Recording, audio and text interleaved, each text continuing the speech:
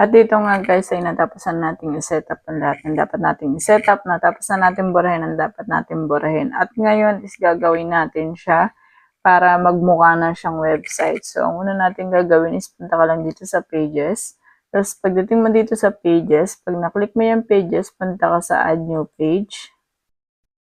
Here. And then, click mo dito ang add title. And then, click mo tong save dito sa taas. So, yan. Dapat maklik mo yung save dyan sa taas. And then, ang sunod naman natin is punta naman tayo dito. View pages. So, pag nasa view pages ka na, punta ka naman dito sa home.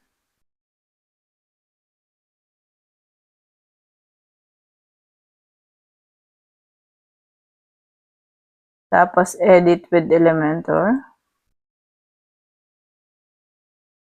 So,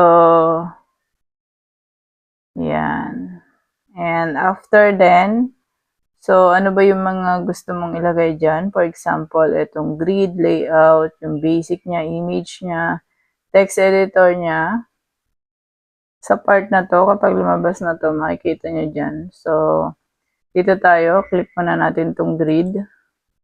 After grid, click mo tong columns. Gawin mo siyang dalawa lang. So, yan, ganun lang siya. And here naman dun sa rows is click mo yung 1 lang siya.